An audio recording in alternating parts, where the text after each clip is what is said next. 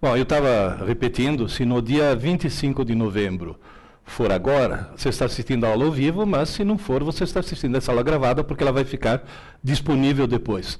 E se você quiser assistir de novo também, assista em outra oportunidade. É só entrar no site e você vai conseguir fazer isso.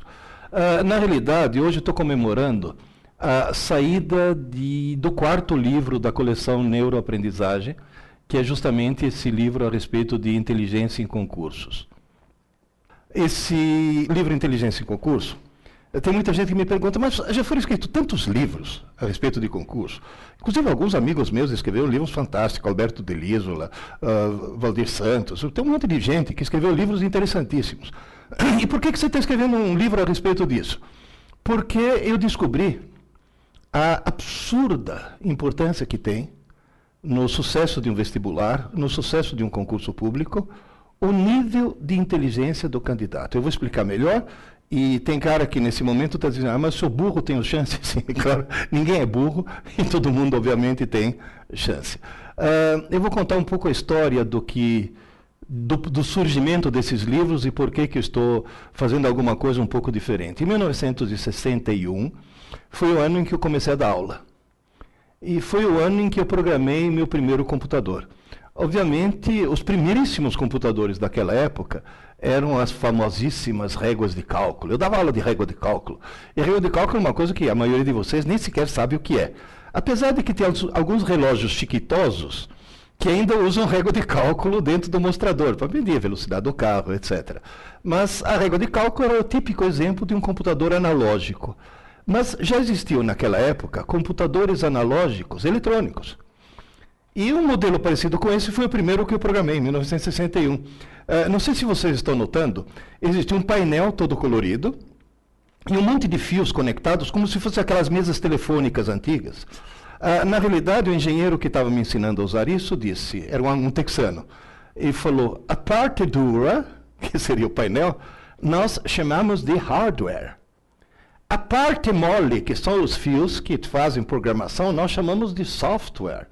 E o engraçado é que essa terminologia hardware e software continuou depois para o computador digital. O primeiro digital que eu programei foi em 1967. Eu fiz um curso na Faculdade de Higiene e Saúde Pública da USP, um curso de 40 horas. E o engraçado é que com esse curso de 40 horas, depois acabei virando, muitos anos depois, professor titular de técnicas avançadas de processamento de dados. Aqui já quero dar um alerta para todos vocês. A enorme, gigantesca importância de se transformar num autodidata. Isso é fundamental. Nesse curso, naqueles computadores gigantescos, eram aqueles como mainframe, que custavam milhões de dólares, conversando com o engenheiro, perguntei, escuta, mas nas horas vagas, o que vocês fazem? Ele falou, nós fazemos simulações para o C100. Eu vou explicar melhor. C100 era uma espécie de FUVEST da época que selecionava candidatos para as escolas de medicina. Um gênio, infelizmente já falecido, Dr. Leser, foi o primeiro cara que inventou a prova tipo-teste, mostrou que a prova tipo-teste funcionava fantasticamente no C100, e foi o cara que colocou, entre as várias matérias, o famoso teste de nível mental. Tanto é que quando depois tiraram o teste de nível mental, ele ficou enfurecido. Ele escreveu artigos a respeito disso, por uma razão muito simples. Agora eu vou explicar para vocês uma coisa interessantíssima, que naquela época me pediram sigilo porque era considerado um segredo. Mas hoje, deixou de ser um segredo, por quê? Porque naquela época se achava que inteligência fosse um fator genético, como a cor dos olhos. Se eu faço um teste de nível mental, e o coitado tem um nível mental baixo, ele fica desanimado, porque ele nunca vai... Não é verdade. Hoje nós sabemos que inteligência, talento e vocação são qualidades aprendidas. As neurociências já mostraram isso. Você vai dizer, o que é um teste de nível mental? Eu vou dar um exemplo. Por exemplo, todo mundo já viu testes desse tipo. Aqui, por exemplo, eu tenho 9 quadradinhos, só que um deles está faltando. Eu tenho que descobrir nos 5 de baixo qual é o correto. Olhando, examinando um pouco, e você deve estar conseguindo ver isso na sua tela, você vê que nos 9 quadradinhos, dentro dele tem 9 quadradozinhos e 3 elementos, o triângulo, a bolinha e a cruzinha. E esses elementos estão em posições diferentes em cada um deles. Provavelmente a resposta certa qual que é? Aquela na qual os 3 elementos estão em posições que não foram ocupadas nos 8 anteriores. Vamos começar, por exemplo, com o triângulo. Se eu pegar a resposta, digamos, genérica, o triângulo pode estar em qualquer lugar. Agora, se eu olhar lá em cima, no quadradinho superior à esquerda, eu noto que o quadradinho superior à esquerda já está tomado. Portanto, eu posso, na resposta, dizer, bom, com certeza, na resposta, eu não vou ter o quadradinho superior à esquerda. Então, o que eu faço? Vamos ver no próximo. O quadradinho inferior à direita também já está tomado, então eu posso eliminá-lo. O quadradinho inferior à esquerda também já está tomado e eu posso eliminá-lo. O quadradinho superior à direita, elimina. O do centro à esquerda, elimina. O do centro à direita, elimina. O quadradinho que está à direita, elimina. O quadradinho que está embaixo, elimina. Obviamente, a resposta tem que ter o quê? Um triângulo no qual esteja ocupando o quadradinho superior. Isso já permite, se você olhar embaixo, eliminar 3 das opções. Você vai dizer, bom, agora vou escolher entre 2. Isso no exame é fundamental, essa história de eliminar o que não pode, porque de repente faltou tempo, vou chutar. Se você já eliminou 3, você aumentou a sua chance no chute enormemente. Agora você tem uma chance em 2 em vez de ter uma chance em 5. Agora, você notou que olhar para a cruzinha não vai adiantar nada, porque a cruzinha está exatamente na mesma posição nas 2 opções. Então eu devo olhar para a bolinha. Na hora que eu olho para a bolinha, eu percebo o quê? Que no canto superior esquerdo a bolinha já está ocupada. Portanto, não é a número 2. E só para checar, olhando o centro inferior, eu vejo que a bolinha não está em nenhuma dessas posições. Portanto, a opção correta é essa. Eu demorei mais ou menos 2 minutos para resolver isso. Só que eu estou falando e estou explicando. Na hora de fazer um teste, se você demorar mais que 30 segundos para achar a resposta, você já está bobeando. Então, na realidade, esse teste mede, digamos assim, a velocidade de raciocínio e, no fundo, a inteligência. O que faziam naquele computador, aquele velho computador no qual eu comecei a programar aquela coisa gigantesca? Eles faziam simulações dizendo, por exemplo, se eliminar a importância de alguma das matérias, por exemplo, matemática é menos importante, quem teria sido aprovado? Geografia é mais importante, quem teria sido aprovado? E eles tomaram um susto. Porque eles descobriram que se todas as matérias tivessem peso 0, mas fosse apenas o nível mental, o exame decisivo para escolher os candidatos escolhidos seriam, com raríssimas exceções, praticamente os mesmos. E nesse momento eles chegaram a uma conclusão que os assustou. Quem passa num vestibular difícil, quem passa num concurso difícil, não é quem sabe mais. É quem é mais inteligente. Você vai dizer, agora, o que eu faço? Simples. Torne-se cada vez mais inteligente. Se está provado e demonstrado que inteligência se aprende, o truque para se preparar não é ficar se entupindo de informações. O truque é ter atividades que te tornem cada vez mais inteligente.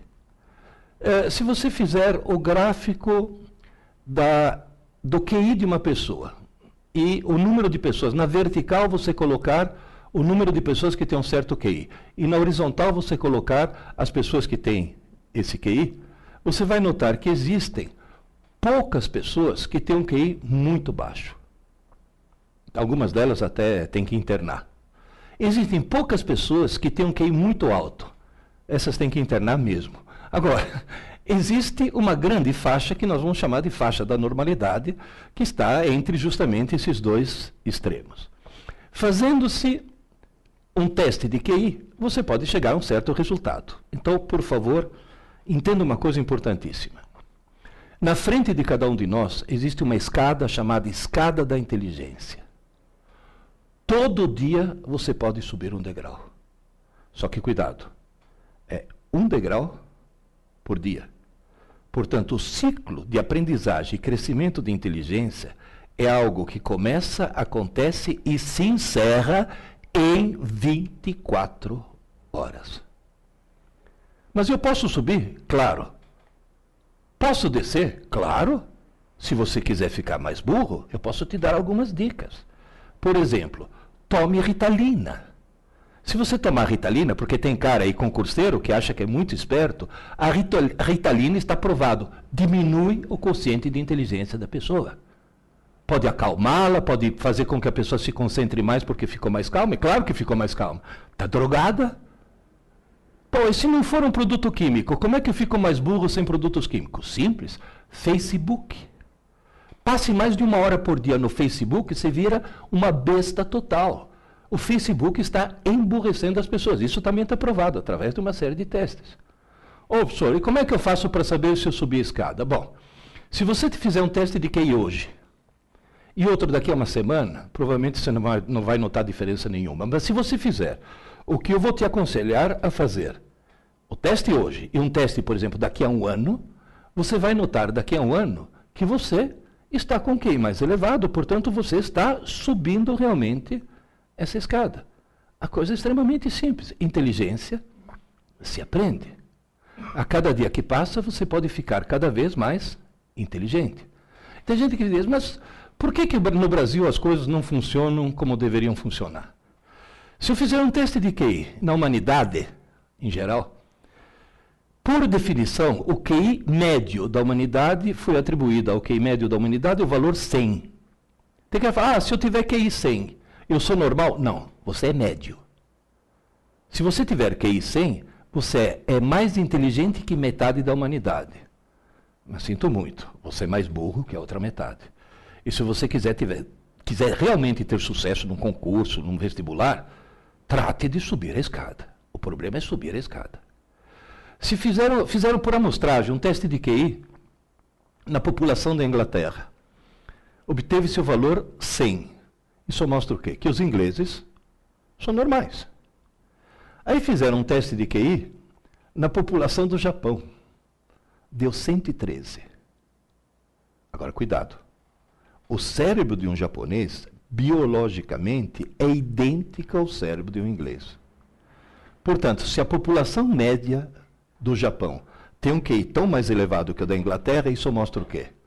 O sistema educacional japonês faz subir a escada mais do que o sistema inglês. Ou seja, inteligência se aprende. E os japoneses aprendem mais que os ingleses porque têm um sistema educacional muito mais eficiente.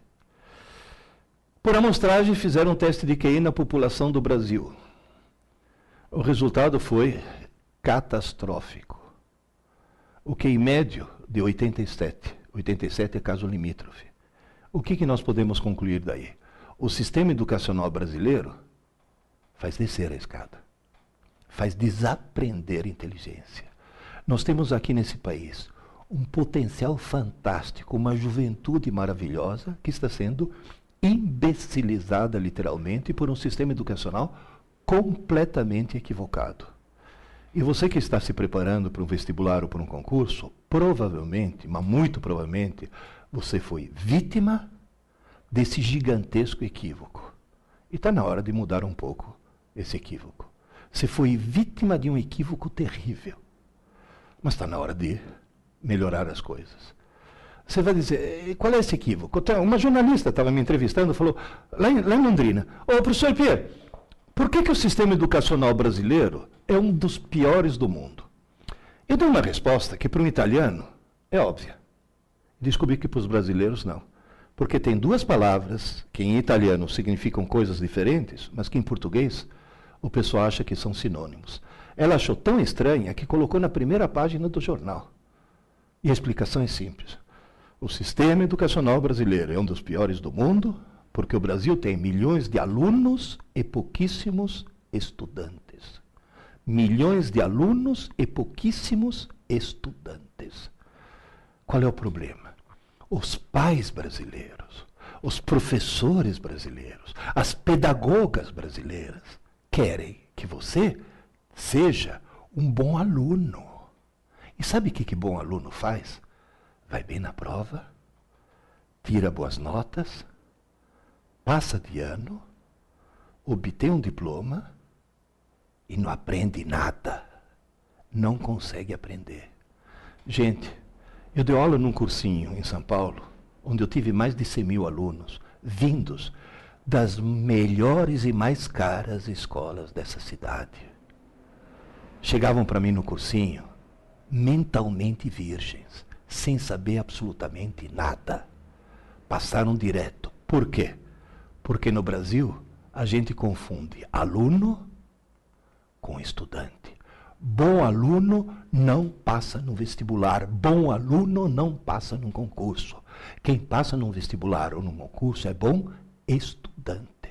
Mas, professor, qual é a diferença? Um aluno é alguém que assiste às aulas. Ser aluno é a coisa mais fácil do mundo. Entra num curso qualquer, se matricula, encosta teu bumbum numa cadeira, pronto, você vira um aluno. Agora, estudante não. Estudante é alguém que estuda. Ué, mas se eu estou assistindo a aula e não estou estudando, este é um outro equívoco terrível. É uma das armadilhas mais terríveis que existe. Quem está assistindo às aulas não está estudando. Assistir às aulas não é estudar. E todo mundo cai nessa armadilha. Ah, na faculdade eu estudo à noite. Você assiste aula à noite. Ah, meu filho lá na escola estuda de manhã. Não, seu filho de manhã não estuda. Seu filho de manhã está assistindo às aulas. Vocês vão dizer, mas não é a mesma coisa, não. Assistir às aulas é um processo coletivo e passivo. Numa aula expositiva, o aluno ouve, vê e entende, mas é passivo. E outra coisa, normalmente numa aula tem um professor e vários alunos. Quando os alunos são pequenininhos, é uma professora para 12 alunos. Depois cresceram mais, é uma professora para 30. Depois é um professor para 50. Eu, no cursinho, eu dava aula para 200 alunos. Numa boa. Mas já eram adolescentes. Já eram gente adolescente ou até adultos. Então é um processo coletivo e passivo. Agora, pensa um pouco. Qual é o oposto de coletivo? É solitário, individual. Qual é o oposto de passivo? Ativo. Estudar, justamente, é um ato individual e ativo. Agora eu vou fazer uma pausa, porque essa é a parte mais importante que vocês têm que entender. Gente, ninguém está estudando se não estiver sozinho. É individual. Não existe grupo de estudos. Isso é uma contradição em termos. Se é grupo, não é estudo. Estudo é individual. Cada um por si. E além de ser individual, é ativo. Ninguém está estudando se não tiver uma caneta ou um lápis na mão e não estiver escrevendo. Eu vou repetir. Escrevendo. À mão. Gente, vocês estão falando com um homem de 70 anos que começou a dar aula com 18, que já deu aula para criança e já deu aula na pós-graduação para médico-psiquiatra. Vocês estão falando com um homem que só no curso pré-vestibular teve mais de 100.000 alunos. Por favor, ouçam. Não existe outra forma de se estudar que não seja escrever. Tem cara que fala, não, mas espera aí, eu estou lendo um trecho do Código Penal, eu não estou estudando o Código Penal, não. Você não está estudando, você está lendo e não vai gravar nada. Ué, como é que eu faço? Simples.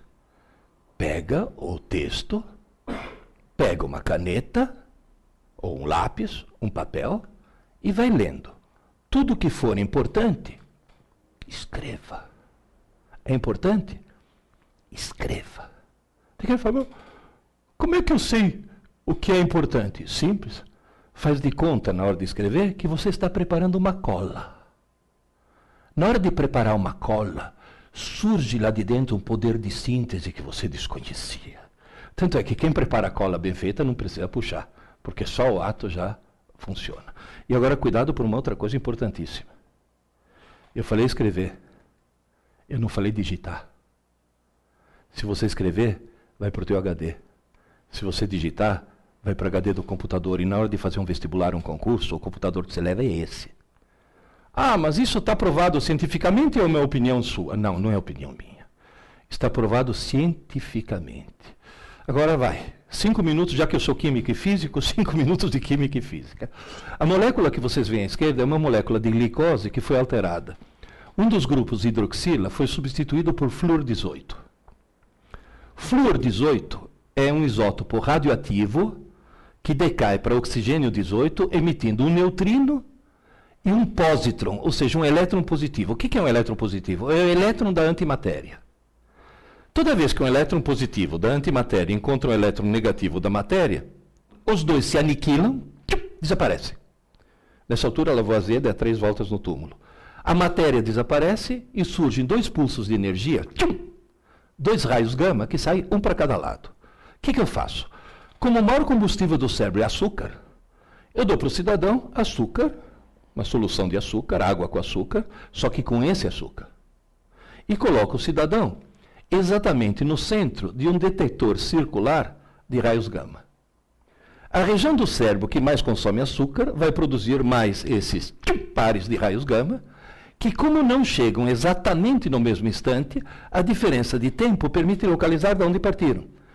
E a quantidade de aniquilações que acontecem permite determinar quanto açúcar aquela região do cérebro está consumindo. Ou seja, eu quase que consigo fotografar o pensamento. Por exemplo, nesse exato momento, agora, vocês estão me ouvindo.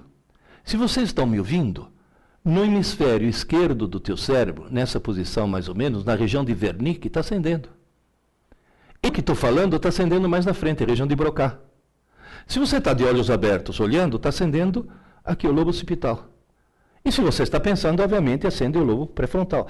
Você vai dizer, mas dá para perceber, inclusive dá para responder perguntas. Por exemplo, tem muitos que me perguntam, posso estudar assistindo TV? Não. Posso estudar com o computador ligado? Não. Posso estudar ouvindo música? Sim. Nessa altura a pessoa fala, como assim? Veja bem, se você pegar um cérebro em repouso, aquela figura lá embaixo, você está notando que o vermelho, a maior atividade, acontece no lobo occipital, que é justamente o cara está de olhos abertos, está processando a imagem. Se você estiver estudando, usando só linguagem, português e matemática, que são as 2 linguagens, acende somente o lado esquerdo. E se você estiver ouvindo música, acende só o lado direito. Agora, veja bem, se você estiver estudando em silêncio, o lado esquerdo está trabalhando a toda. O lado direito não tem o que fazer, fica enchendo o saco.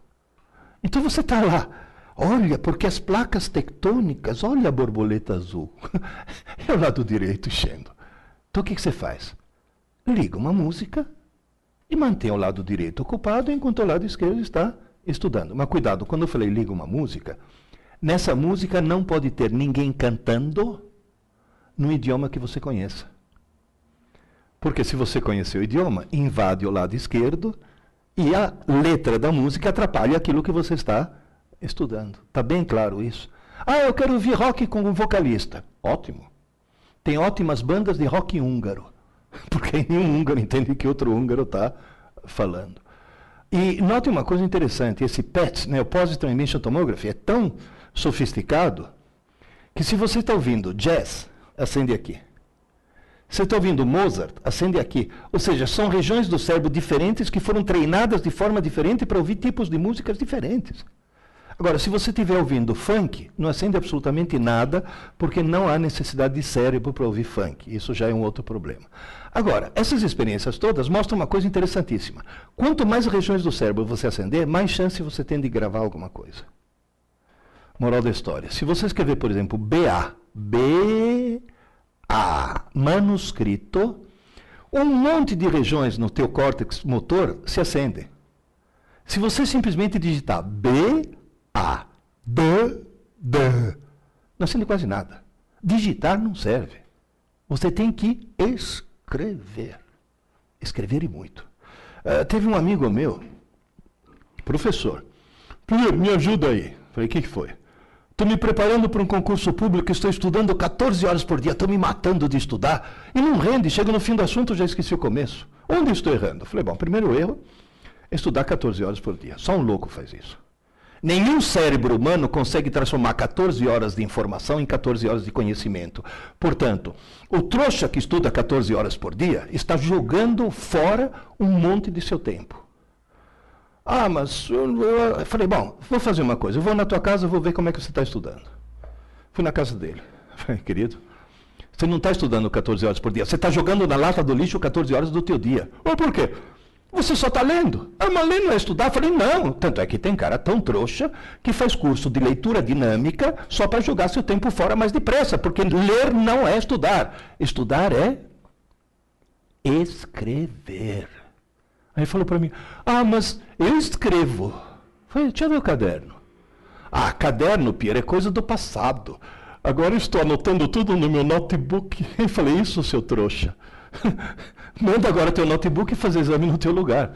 Eu peguei o notebook dele, joguei no lixo, suavemente, porque ele ia pegar de volta. Entreguei um lápis, falei, escreva. E me mandou um e-mail. Pierre, você mudou minha vida. Tudo que estava no notebook, eu passei por caderno. Incrível. Agora eu não consigo mais esquecer as coisas. Nota que ele não falou agora eu consigo lembrar. Agora eu não consigo mais esquecer. Portanto, queridas e queridos, não tenha preguiça de escrever. E mais uma coisa, hein? Ler numa tela que emite luz não dá nem 30% da retenção do que ler em papel que reflete luz. Portanto, se você tiver um texto interessante na internet para ser estudado, imprima. Duas vantagens. Uma, ler em papel é muito melhor, mas é melhor mesmo. Tem vários estudos que mostram isso. E outra, se está em papel, você vai poder ao lado fazer anotações. Cuidado, eu falei escrever, não falei sublinhar. Hein? Sublinhar não adianta nada. Tem que escrever. Mas isso é perda de tempo. Tudo bem, então continua perdendo 14 horas por dia. Continua jogando na lata do lixo 14 horas do teu dia. Não adianta nada. Não adianta absolutamente nada. As pessoas no Brasil não sabem estudar. Tenta imaginar o seguinte. O sujeito entrou na faculdade de Direito da USP. Vai fazer Direito no Largo São Francisco. Passou por um vestibular altamente competitivo. Portanto, é alguém que já subiu bastante na escada da inteligência. Aí ele passa 5 anos da vida dele estudando Direito, com a família sustentando. Quer dizer, não precisa nem trabalhar durante o curso superior. Coisa que eu tive que fazer.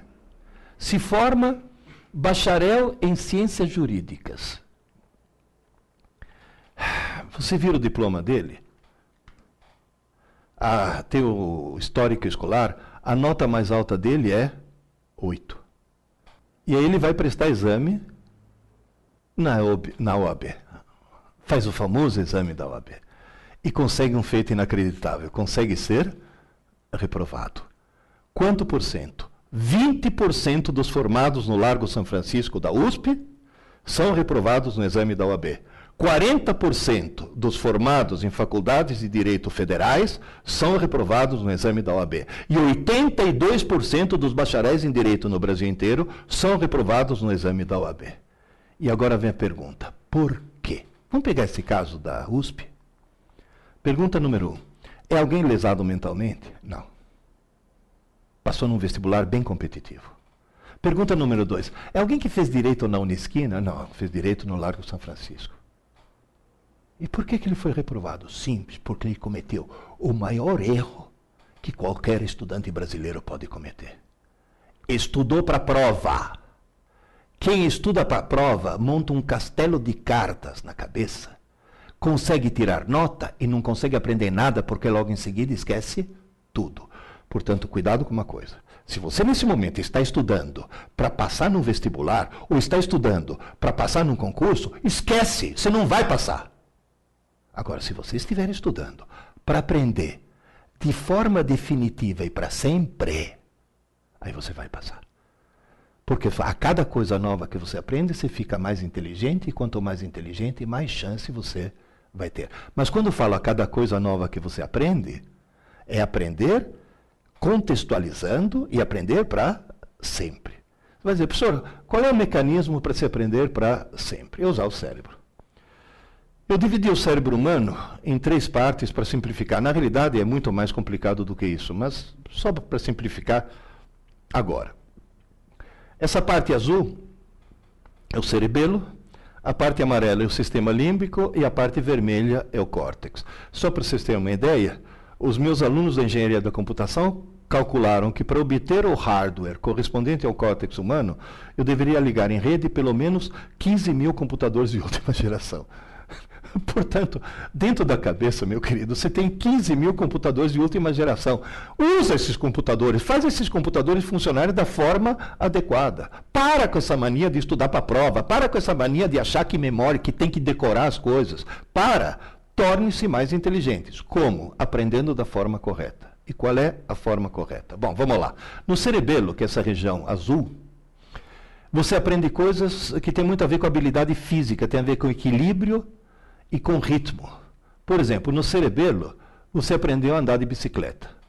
Agora, veja bem, o que a gente aprende no cerebelo é uma coisa que é difícil de se aprender, porque ninguém sai pedalando na primeira, quando vai andar de bicicleta, porém, uma vez que você aprendeu, você não esquece nunca mais. Portanto, o que você aprende no cerebelo é aprender de verdade, aprender para sempre. Só que tem um detalhe. Eu acho que nos concursos e nos vestibulares é meio difícil te pedirem andar de bicicleta para saber se você está habilitado para ocupar o cargo ou não. Moral da história, nós temos que colocar as coisas na região vermelha, no córtex. Só que a porta de entrada do córtex, da região vermelha, é o sistema límbico, a região amarela, que é uma região que, ao contrário do cerebelo, ao contrário dessa região da bicicleta, é uma região onde é facílimo por uma coisa, mas é facílimo perder. Por exemplo, você está numa cidade mineira muito estranha chamada Varginha. É uma cidade que no lugar de caixa d'água tem um disco voador. Você está andando por Varginha, de repente uma coisa estranha te chama a atenção. Se chama a atenção, imediatamente essa coisa estranha é passada para o sistema límbico. Mas entra-se com uma facilidade incrível. Porém, se parar de chamar atenção, algum tempo depois, acaba desaparecendo. Você vai dizer, é fácil pôr, mas é fácil tirar. Durante quanto tempo uma coisa fica armazenada no sistema límbico? Pode ficar armazenada segundos, minutos ou até horas. Jamais dias. O conteúdo do sistema límbico não sobrevive a uma noite de sono. E acho que você já desconfiou que quem estuda para a prova põe as coisas aonde? No sistema límbico. O tempo suficiente para tirar nota e esquece em seguida. E você já notou que quando o pilantra estuda em cima da hora para tirar nota, normalmente ele estuda quando? Não é no dia anterior. Ele acorda mais cedo para fazer a prova porque sabe que uma noite de sono pode estragar o que ele estudou no dia anterior, porque ele colocou tudo no sistema límbico. Você vai dizer, e como é que eu guardo uma coisa para sempre? Põe no córtex, na região vermelha, põe nos 15 mil computadores. Mas como é que faz isso? Simples. Vamos pegar um exemplo genérico. Você está numa aula de biologia e o teu professor diz, para de falar que aranha é inseto. Inseto tem 6 patas, que nem a formiga. Aranha tem 8, é aracnídeo. Bom, essa informação importantíssima, diga-se de passagem, a respeito da aranha, é uma informação que você recebeu como aluno, porque foi numa aula. Se foi como aluno, ela imediatamente vai para o sistema límbico, mas ela está condenada a desaparecer. Essa noite vai desaparecer durante o sono. Ah, mas eu quero gravar. O que eu faço? Tem um truque. Aquela informação recebida durante uma aula, que pode ser presencial, pode ser à distância, pode ser uma aula que você mesmo está dando para si mesmo, lendo um livro, mas a informação recebida, se no mesmo dia, insisto, tem que ser no mesmo dia. Se ela for trabalhada ativamente como estudante, veja bem, se é estudante tem uma pessoa só, não tem grupo de estudo. E se ativamente é alguém que tem um lápis na mão. Que esse alguém acaba fazendo? Pega um pedaço de papel e começa. 1, 2, 3, 4, 5, 6. Vai desenhando 6 patas da formiga e escreve embaixo. Isto é uma formiga, e se é uma formiga, ela tem 6 patas. Aí ele desenha uma aranha. E a aranha tem 1, 2, 3, 4, 5, 6, 7, 8 patas. Portanto, a formiga é um inseto, a aranha é um aracnídeo. Esse ato de pegar um lápis, e fazer isto. E note que não precisa fazer o tratado sobre a aranha e a formiga, não. É quase como se fosse uma cola. Essa coisa esquemática faz com que você deixe de ser aluno e nesse momento você vire estudante. Agora tem um detalhe. Por que tem que ser no mesmo dia?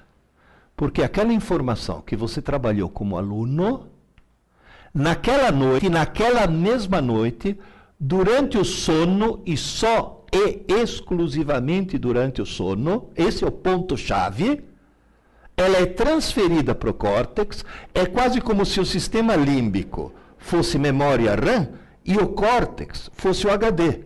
Portanto, o teu cérebro é um computador que salva, mas só salva durante o sono. De forma que amanhã de manhã, quando você acordar, no sistema límbico já sumiu, porque não sobrevive a uma noite de sono, mas no córtex vai estar lá para sempre. Vai estar acessível o tempo todo. É uma memória permanente.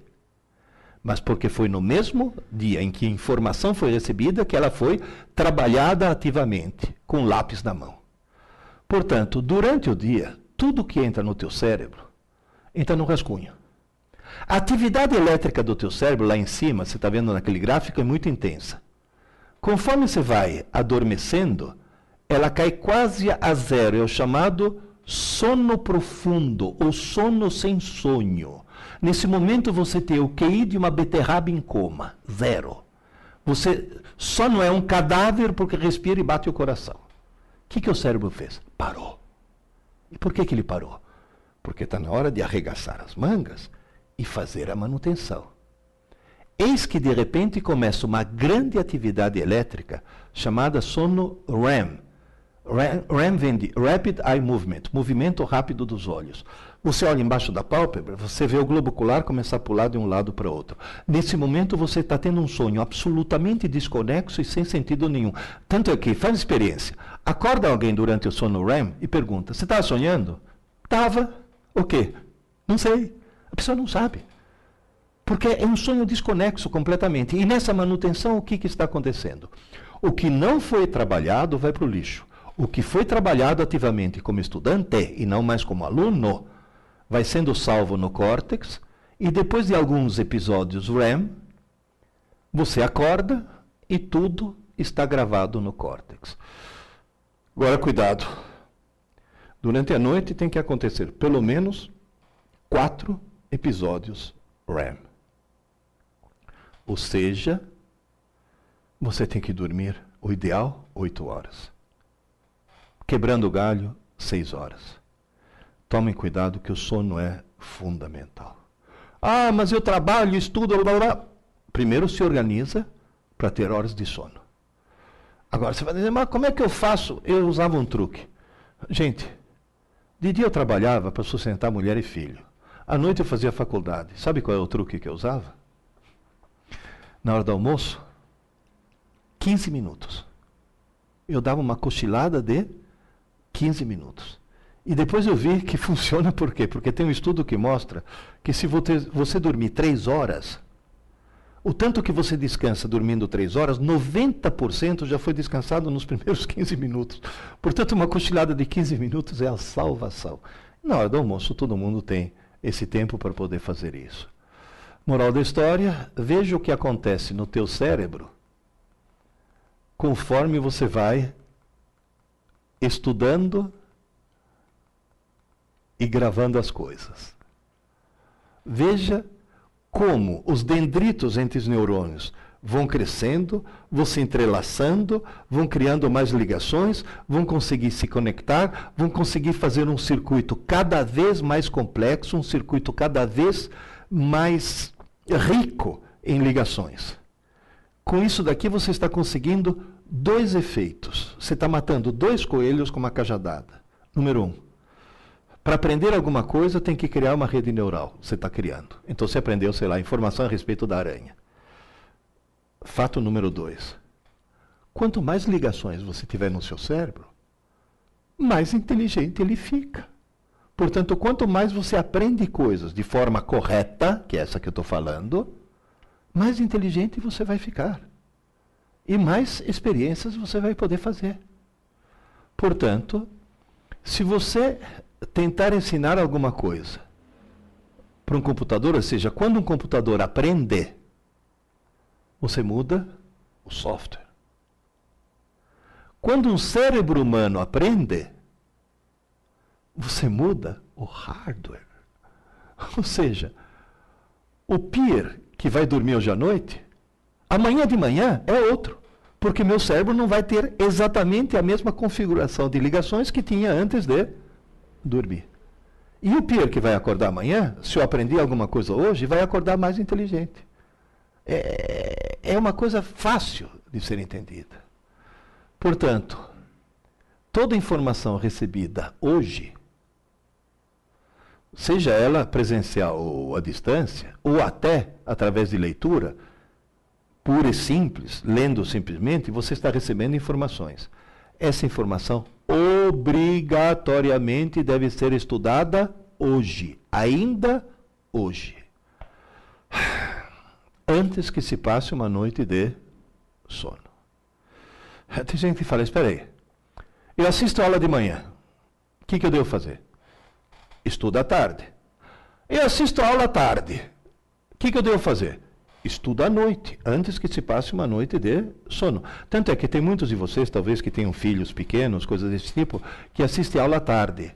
A lição de casa não tem que ser feita na manhã seguinte, tem que ser feita à noite. Quando ele chegar em casa, ele vai ter que fazer a lição de casa. E pode fazer experiência, se ele fizer a lição de casa à noite, o rendimento dele vai mudar terrivelmente. Agora vem a famosa pergunta. E quem assiste a aula à noite vai fazer o que eu fiz? Eu fiz todo o meu curso de física na Universidade de São Paulo à noite, porque de dia eu tinha mulher, uma filha e mulher grávida. Estava chegando a segunda, portanto eu trabalhava para sustentar a família. À noite eu ia para a faculdade, chegava em casa exausto, porém eu ia dormir meia hora mais tarde. E meia hora que eu passava como? De lápis na mão, escrevendo. É isso que faz uma gigantesca diferença. Tanto é que meus alunos do cursinho sempre usaram o famoso lema: aula dada, aula estudada, hoje. Aula dada, tem que ser aula estudada, hoje. Tem gente que fala, mas eu não assisto aula. Melhor, se você perde menos tempo. Se você tem mais tempo para estudar. Tanto é que o grande equívoco cometido nas escolas brasileiras é entupir o coitado de aula de manhã e à tarde. E o sujeito simplesmente não tem tempo de estudar. Há um equívoco. Não é verdade que quanto mais aulas você assistir, mais você aprende. Mentira! Você aprende quanto mais horas de estudo você tiver. A aula não foi feita para aprender. A aula foi feita para entender. O professor não ensina, o professor explica. E se você não entender, ele explica de novo. E se você não entender, ele é tão criativo que inventa uma nova maneira de explicar. A aula não foi feita para aprender. Portanto, aumentar o número de aulas é burrada. Tem que aumentar o número de horas de estudo. Só para vocês terem uma ideia, o melhor sistema educacional do mundo é da Finlândia. E na Finlândia, todas as escolas são período integral, porém, só tem aula pela manhã. E à tarde, além do esporte que eles fazem, cada um deles tem sua escrivaninha, e eles fazem a lição de casa todas as tardes, que lá não é lição de casa, é lição de escola mesmo, porque eles não vão para casa. Moral da história, esse é o truque. Nas 24 horas, você tem que ter um espaço para entender, para receber a informação. Depois de receber a informação, tem que ter um espaço para trabalhar ativamente com lápis na mão a informação. Isso serve para aprender. E depois, uma boa noite de sono para fixar. Sabe o que quer dizer isso? Que o ritmo do cérebro humano é circadiano. A palavra circadiano vem do latim circadien, ao redor de um dia. Tudo começa, acontece e se encerra em 24 horas. 24 horas. Esse é o ponto fundamental. Portanto, na hora que você estiver subindo a escada da inteligência, lembre-se, é 1 degrau por dia, porque tudo tem que acontecer dentro das 24 horas. E as 3 coisas que tem que acontecer são entender, aprender e fixar. Se uma das 3 não acontecer, ou acontecer na ordem errada, como, por exemplo, a criança que assiste aula à tarde, chega em casa, dorme, vai fazer a lição na manhã seguinte e pronto, já ferrou tudo. Se uma das 3 coisas não for feita, no dia seguinte você acorda no mesmo degrau onde você estava e você acaba de jogar na lata do lixo um dia da tua vida que não vai voltar nunca mais. E no cursinho pré-vestibular, eu recebi 100.400 alunos que descobriram muito tarde que não jogaram um dia ou outro na lata do lixo, jogaram anos da vida deles na lata do lixo. Por quê? A maldita mania de estudar para prova em vez de estudar para aprender.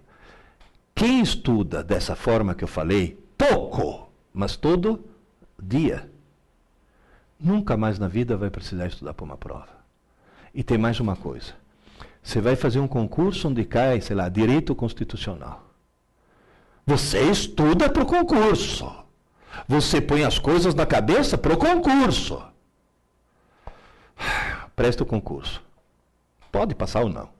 Alguns anos depois, você vai prestar um outro concurso onde novamente cai direito constitucional. O que acontece?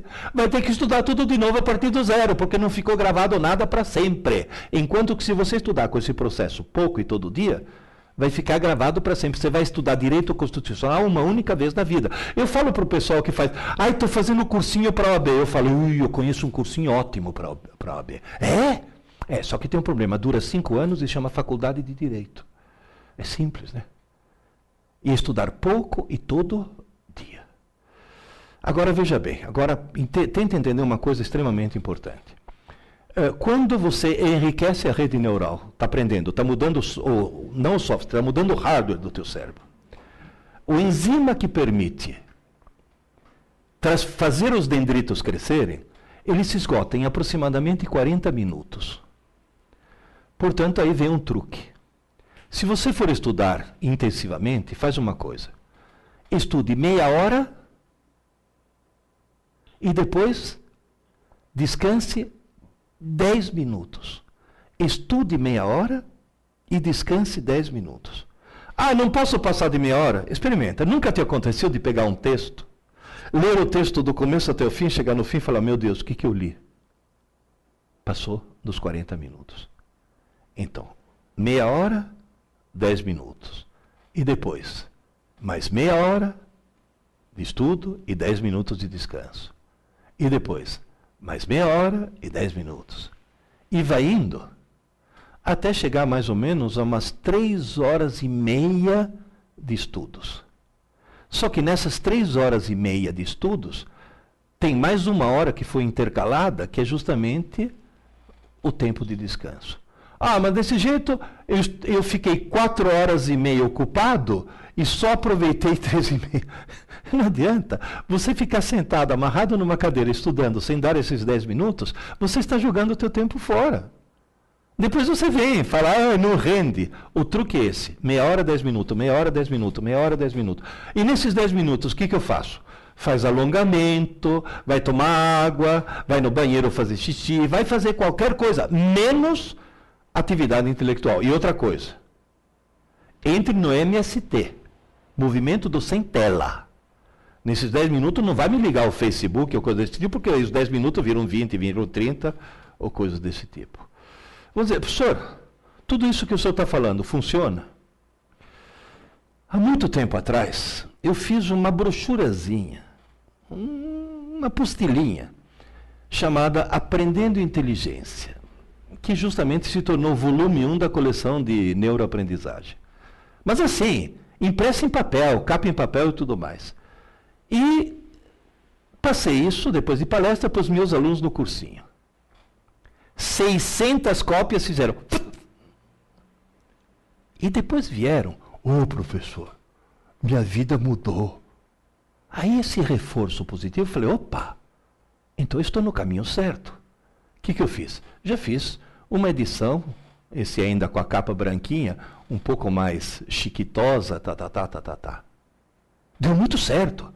Mas, gente, eu tenho absoluta convicção que eu estou falando dá certo, porque as pessoas que leram esse livro, Aprendendo Inteligência, depois me dão retorno. Estão dizendo, mudou. Minha vida mudou.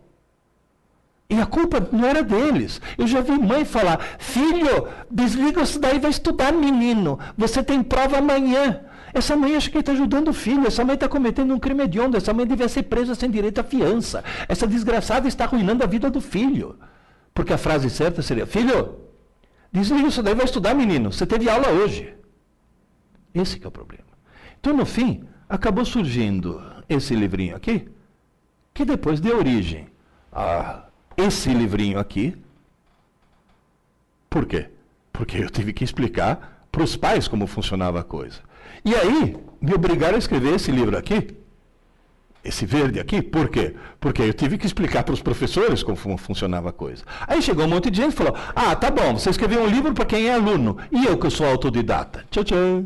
É justamente o livro que eu estou lançando hoje, que é justamente esse para concurso, onde eu tento mostrar todas as manhas possíveis para você se tornar mais inteligente. Esse que é o ponto-chave. Mais inteligente. Eu vou abrir agora para perguntas. Se sobrar alguma pergunta depois dessas, o site no qual você pode entrar é esse editora.tv, que é um site que vai te reencaminhar, é um URL muito fácil que vai te reencaminhar depois para um monte de outros sites. Mas basicamente os 4 livros, já está saindo o 5º, viu? Já estou no 5º livro. Os 4 livros basicamente são azul para alunos, o vermelho para pais não, para mães, que a parte mais terrível da escola são as mães. As mães dão muito palpite errado. O verde, que é para os professores, e esse amarelo alaranjado aí, que era para ser preto, mas a editora resolveu mudar a cor, esse amarelo alaranjado é justamente para os autodidatas que estão se preparando. E eu escrevi esse livro porque fiquei com muita pena do cara que fica 14 horas por dia a troco de nada. Quando, na realidade, passar num concurso, passar num vestibular, é outro papo, é outra técnica, e você, insisto, tem que se tornar cada vez mais inteligente. Eu acho que agora a gente poderia abrir para as perguntas do pessoal, né? Já tem alguma coisa? Tem gente que já ficou revoltada, né? Vamos ver um pouco se tem alguma dúvida, alguma pergunta, alguma coisa que eu possa responder para vocês. Abriu?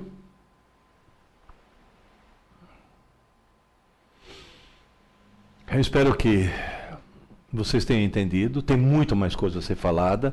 Eu já estou combinando outras aulas que a gente vai fazer aqui para entrar em mais detalhes a respeito, mas, na realidade, é extremamente importante que você perceba que você tem que mudar o teu cérebro. Não é pegar o cérebro que você tem e entupir de informações. Não. É pegar o cérebro que você tem e torná-lo cada vez mais rico em ligações, cada vez mais complexo, de maneira que ele fique mais inteligente e, portanto, aquelas informações sejam processadas melhor, mais contextualizadas e, principalmente, mais rápidas. Esse que é o ponto-chave. Maior velocidade de raciocínio.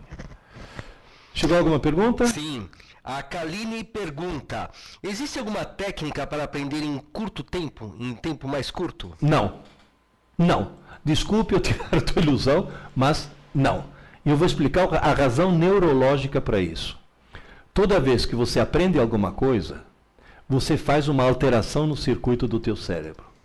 O que acontece é que o teu cérebro, por um mecanismo de defesa próprio, para manter a integridade da personalidade, ele admite poucas mudanças a cada 24 horas. Portanto, aquela escada que eu mostrei, os degraus são baixinhos. O processo é bastante gradual. Só para vocês terem uma ideia, como é o nome dela? Kaline, né? Kaline. Kaline, se você assistiu aquele filme Rain Man, com Dustin Hoffman e o Tom Cruise, naquele filme aparece um cara que existiu de verdade, que conseguiu memorizar 3.000 livros. E muito rapidamente, sabe como? O médico descobriu que com o olho esquerdo ele gravava a página da esquerda e com o olho direito ele gravava a página da direita. E se você chegasse depois para ele e falasse a crítica da razão pura de Kant, volume tal, página 15, ele falava tudo. Agora eu te pergunto, você acha que esse cara passaria num concurso? Você acha que esse cara passaria no vestibular? Claro que não, era um débil mental. Na realidade, por que ele se tornou um débil mental? Porque justamente o cérebro dele começou a sofrer muitas mudanças e muito rapidamente, roubando a integridade de uma personalidade e de outras habilidades, que acabaram desaparecendo, foram canibalizadas por essa habilidade em memorizar coisa. Mais uma pergunta, o Lélio pergunta, jogos estratégicos como xadrez e damas e Go ajudam a melhorar a inteligência? Muito, muito. Muito. Ao contrário de muito videogame. Tem alguns videogames também que ajudam a melhorar a inteligência, mas são raríssimos. E olha que eu estou falando de cátedra, porque quando eu era jovem, eu não jogava videogame, eu criava videogame. Então são raríssimos. Agora, esses jogos estratégicos, War, Go, Damas, xadrez, principalmente o xadrez, são jogos que desenvolvem muita inteligência. Mas, mais uma vez, cuidado, não vamos cair no Rain Man. Porque tem cara que joga xadrez com tanta intensidade, com tanta concentração, e só exclusivamente xadrez, que se torna o quê? Uma máquina de jogar xadrez, e é um cara que simplesmente não se desenvolve intelectualmente e outras coisas. Então é bom ir variando, é bom ir fazendo várias coisas diferentes. Excelente. João Neto pergunta, Pierre, qual a diferença desse livro para concursos para o livro azul para estudantes? No livro azul para estudantes, eu parto do princípio que o sujeito certamente teve uma aula, e o que fazer depois dessa aula. No livro de concurso, eu mostro que ele pode ou não ter tido essa aula, e no livro de concurso eu mostro, digamos assim, para um público mais adulto, um público mais amadurecido, eu mostro a enorme, gigantesca importância, de aumentar seu nível de inteligência, porque isso que é fundamental. 2, de começar a fazer exercícios mentais. E 3, eu mostro uma coisa, que no outro livro, no azul, não tinha muito sentido. Quais são as técnicas a serem usadas durante a prova? Durante a prova, porque durante a prova, tem gente, por exemplo, muito bem preparado, que durante a prova dá o famoso branco, se perde, está nervoso, coisa desse tipo. Então eu mostro o que fazer durante a prova. Vou dar um exemplo rápido. Você está numa sala no meio de concorrentes. Estatisticamente, você passa mais tempo cabisbaixo do que com a cabeça levantada pensando. Mas isso não é só você, todos os outros. Portanto, estatisticamente, na hora que você levanta para pensar, você vai ver um monte de gente cabisbaixo. O que vai passar na tua cabeça? Só eles estão fazendo, eu estou aqui perdendo tempo. Aí começa a dar aqueles pânicos idiotas. Então, é como você se acalmar. Inclusive, tem uma maneira muito fácil de você criar pânico nos concorrentes que estão na sala, viu? Porque você elimina alguns. Qual que é? Por mais que você esteja se ferrando, por mais que a prova seja difícil, de 3 em 3 minutos, bem discretamente, faz yes! E continua fazendo a prova. Os outros ficam destruídos, falam, meu Deus do céu, esse cara daí está sabendo tudo. Aí você destrói os outros moralmente, pelo menos. Daniel pergunta, professor, quem estuda sozinho não passa da etapa 1, que é entender, uma vez que não assiste aula. Nesse caso, o ato de entender a matéria passa pela leitura? É fundamental a leitura. Ninguém sobe a escada da inteligência se não for um leitor. Ninguém é um leitor se não for alguém que lê muito. E ninguém lê muito se não for alguém que lê por prazer. Portanto, queridas e queridos, a leitura não interessa do que. Pode ser até 50 tons de cinza. Que é aquela espécie de Sabrina pornô que lançaram, que fez um grande sucesso. Pode ser leitura de qualquer coisa. A leitura é fundamental, desde que você goste. Porque na hora que você gosta, o que acontece? Você lê muito. Quanto mais você lê muito, mais você decodifica, mais interpretação de texto você tem, mais vocabulário você tem, mais coisas vão acontecendo e, principalmente, mais inteligente você se torna. E a inteligência, muitas vezes, permite com que você construa o conhecimento em vez de recebê-lo. Eu vou dar um exemplo simples. Eu estava brigando com os meus alunos porque eu falei que eles tinham um vocabulário muito limitado. Porque eles liam muito pouco. Aí um dos meus alunos me desafiou assim, falou, aí o senhor tem vocabulário? Eu falei, eu tenho um vocabulário maior porque eu leio mais do que vocês. Aí ele abriu um vocabulário, ele tinha um daqueles, abriu. Então me diz aí, o senhor sabe o que é bradipneia? Eu falei, não. Haha! Eu falei, não, espera aí. Eu não sei, mas vamos pensar um pouco. Eu sei que o contrário de taquicardia é bradicardia. Então, se taquicardia é o coração batendo depressa, bradicardia deve ser o coração batendo devagar. Então, esse brade significa devagar. Pneia. Eu me lembro que quando eu fazia mergulho, me ensinaram a mergulhar com equipamento ou em apneia. Apneia. A, negação, pneia, respirar. Ou seja, prendendo a respiração. Portanto, bradipneia deve ser a respiração muito lenta. Essa definição não vale. Eu falei, como não vale? Essa definição é. Eu tinha conhecimento? Não. Mas eu tinha inteligência suficiente para buscar coisas soltas, juntar e obter. Qual é o fator que permite isso? Leitura. Muita leitura. Infelizmente, o sistema escolar brasileiro é especialista em criar o ódio pela leitura. Pega uma criancinha de 12 anos e fala, você vai descobrir o prazer pela leitura. Toma, Iracema. Isso é um trauma que depois nem 20 anos de psicanálise tiram da pessoa. Toma, Dom Casmurro. Eu falo para os professores de literatura, começa com Harry Potter, você chega em Machado de Assis. Agora, começa com Machado de Assis, você não vai chegar em lugar nenhum. Portanto, para os autodidatas, a leitura como forma de lazer é fundamental, para dar justamente toda essa decodificação, interpretação de texto e tudo mais. Vamos lá. O Léo pergunta, tem o edital de um concurso. Como encontrar o material adequado que se só dispõe de provas anteriores? Bom, as provas anteriores já são uma boa indicação de qual é o estilo, pelo menos. São uma boa indicação de o que costuma ser cobrado. Agora, no edital, o que acontece? Você vai ter que procurar os livros texto correspondentes àquelas matérias que vão ser cobradas. Ou então, se você tiver tempo, você faz um dos tais cursinhos preparatórios, não tanto pelas aulas que você vai ter, mas justamente porque esse cursinho já se deu o trabalho de organizar esse material numa série de apostilas, e também na internet tem um monte de apostilas a serem compradas ou obtidas em PDF, um monte de coisas. Quer dizer, a obtenção do material não é tão especialmente agora com a internet, não é uma coisa tão difícil assim. O Phil pergunta, quanto tempo o senhor recomenda estudar para um vestibular mais concorrido, como o de medicina? Eu diria, olha, não passe de 4 horas por dia. Estudar, não estou falando de assistir às aulas, estou falando de estudo concentrado, com caneta na mão, escrevendo. 4, se muito, 5 horas por dia, mas não muito mais, porque não vai ser a quantidade de estudo que vai te colocar na faculdade. Vai ser exatamente o grau de desenvoltura de raciocínio que você vai ter que vai te permitir entrar na faculdade. Como é o nome dele? F-E-L-L, Phil, né? Acho que é Phil, seria o Phil.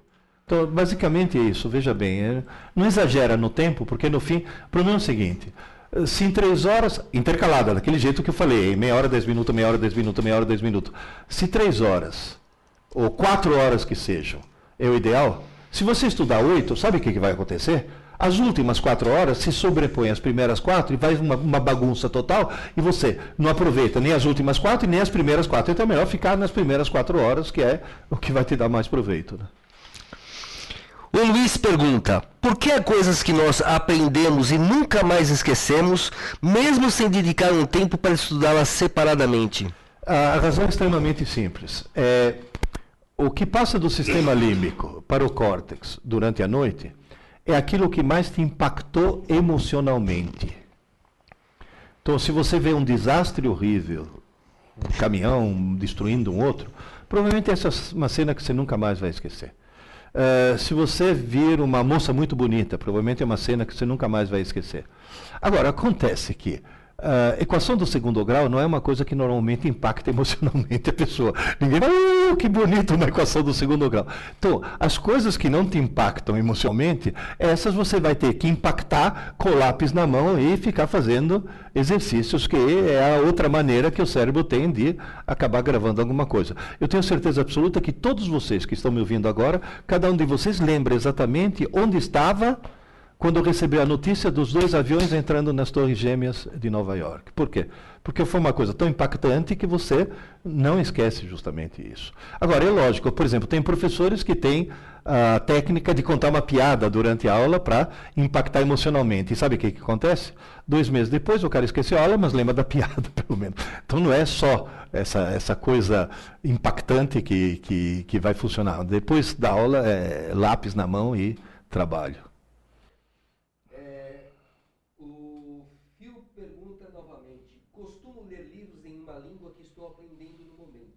Posso ler esses livros durante os intervalos de estudo? Sim. Sim, porque quando for outra língua que não o português, que é o que você está usando para estudar, você está usando uma outra rede neural, uma outra região de redes neurais, portanto você não está cansando, ou pelo menos não está impedindo que descansem aquelas redes neurais que você estava usando na hora de estudar. Então, e eu vou, já que estamos no assunto, para você aprender um outro idioma, tem uma dica fantástica. que funcionou para mim. Hoje eu falo 5 idiomas. Assista filmes em DVD no idioma original, com a legenda no idioma original também. Tanto o filme no idioma original e a legenda também no idioma original. Isso permite com que você vá mergulhando muito e leia livros no idioma que você quer aprender. Você fala, mas se eu pego um livro no idioma que eu não aprendo, não sei nada, teu cérebro aprende. É impressionante como contextualizando o cérebro consegue descobrir as coisas. Quando você aprendeu a falar português, você não tinha um dicionário, não tinha legenda, Gugu Dadá traduzindo o que você estava falando. E você, simplesmente, você aprendeu contextualizando, né? Essa maneira de aprender o idioma. O Alessandro pergunta, eu posso utilizar mapas mentais? Funcionaria? Teria alguma técnica? Olha, realmente, com relação aos mapas mentais, eu tenho um pé atrás, deixa eu explicar por quê. Porque é tanta técnica essa de montar o mapa mental, que o sujeito fica mais preocupado em montar o mapa segundo a técnica do que com o conteúdo do próprio mapa. Tem até uma experiência feita numa universidade americana, em que o mesmo texto foi dado por um grupo que estudou de maneira tradicional, qual aquela fazendo resumo, lápis, e um grupo que fez os tais mapas conceituais, os mapas mentais, Muito bem. Depois de um mês cobraram aquele conteúdo, o pessoal que estudou da maneira mais tradicional teve um resultado melhor do que o pessoal que fez os tais mapas mentais. Então, os mapas mentais funcionam se o sujeito já estiver usando há muito tempo, portanto é uma coisa automática, em que ele não está preocupado com o mapa mental, ele está preocupado com o conteúdo daquilo que ele está colocando no mapa. Entendeu a diferença? É a mesma coisa que, sei lá, eu sou um péssimo jogador de tênis. Só que eu ganho quando eu vou jogar com um cara melhor do que eu. Por quê? Eu perco o primeiro set, tudo bem, sempre perco, sou péssimo.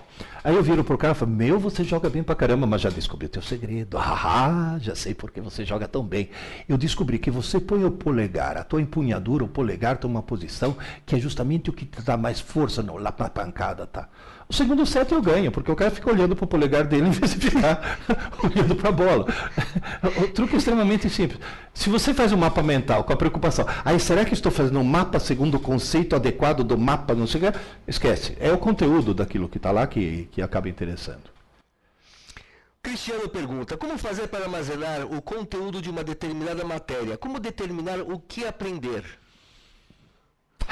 É aquilo que eu falei no começo. Como é o nome dele, Cristiano? É, o Cristiano. Cristiano, eu cheguei no Brasil, eu sabia falar bom dia, obrigado e alfinete só. Eu tinha 12 anos, não sabia falar português. E me botaram na escola mesmo assim, eu tive que me virar. Um belo dia, eu entro na sala de aula, eu não conhecia ainda os mecanismos brasileiros. Entrei na sala de aula e vi todo mundo alvoroçado. Falei, nossa, os nativos estão irrequietos hoje, deixa eu ver o que está acontecendo. E aí fui ver, estava todo mundo escrevendo com uma letra muito miúda em pedacinhos de papel muito pequenos.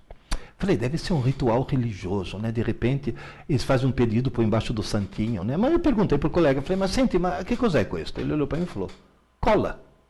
Falei, e o que é cola? Falei, é para consultar durante a prova. Falei, e o professor deixa? Ele falou, não. Aí eu fiquei estarrecido, eu descobri que tem gente que acha que está na escola para tirar nota, e não para aprender. Mas aí, em Roma, faça como os romanos, em Piracicaba, onde eu estava, faça como os piracicabanos. Preparei minha cola. Preparei uma cola sanfona, a 4 cores. Na primeira página da cola tinha índice, sabe? Cola tal, página tal, cola tal, página tal. Adivinha o que aconteceu? Não precisei puxar. Porque o trabalho que eu tive foi o suficiente. A partir desse dia, sabe o que eu comecei a fazer? Toda tarde, quando chegava em casa, eu me perguntava, se as aulas que assisti hoje caísse numa prova amanhã, que cola eu prepararia? E preparava a cola. E jogava numa gaveta. E nessa gaveta só entrou e nunca saiu. Você está vendo um homem na tua frente que nunca precisou colar na vida. Por quê? Porque passou a vida preparando cola. Então, se você quer saber o que é realmente importante, olha para aquilo e fala, eu vou fazer de conta que eu vou preparar uma cola. Eu vou fazer de conta que na prova que vai cair esse assunto, eu tenha sido autorizado a preparar uma cola. E na hora de preparar a cola, o que é realmente importante você acaba pondo. Mas tem gente que é tão imbecil que xeroca a cola do outro, né? Mas aí tudo bem, aí é outro problema. Daniel pergunta, essa leitura deve ser também uma leitura atenta e escrita, tal como o período de estudo, e deve também ser quebrada a cada 30 minutos? Não, Não, a leitura por prazer pode tocar em frente. Pode tocar em frente porque essa é uma leitura que você não está querendo que aquilo fique gravado permanentemente do teu cérebro. Na realidade vai acabar sendo gravado porque se é uma leitura prazerosa, a emoção, o prazer de descobrir a história, não, agora vai acontecer isso, vai acontecer aquilo, esse prazer de descobrir a história é suficiente para motivar teu cérebro a acabar gravando a maior parte disso daí. Mas na realidade é uma leitura, insisto, que deve ser uma leitura por prazer, porque você está se divertindo. Ou seja, se você conseguir fazer com que tua principal forma de divertimento, a segunda, né? A primeira é sexo, mas a segunda forma de divertimento mais interessante seja a leitura, intelectualmente você está feito. Felipe pergunta, professor, costumo ler muitas matérias, livros e assistir palestras sobre os assuntos que gosto. Para gravar isso, devo sempre fazer um resumo escrito sobre tudo que vejo no meu dia? Sim, só que eu te daria um conselho. Fazer um resumo exige conectar palavras, e ao não conectar palavras, você vai escrever muitas palavras que têm apenas a função de distribuição do texto e não são palavras-chave. Então eu diria para você fazer menos do que um resumo. As palavras-chave, aquela que você fala, esta frase não posso esquecer, essa palavra eu não posso esquecer, isso eu não posso esquecer. Então só as palavras-chave que vão servir depois como gancho mnemônico para aquilo que você está fazendo. Ou seja, faz uma experiência, tenta pegar uma história infantil, sei lá, Chapeuzinho Vermelho, e tenta escrever Chapeuzinho Vermelho em 20 palavras. Você não vai usar e, ou, com, entende?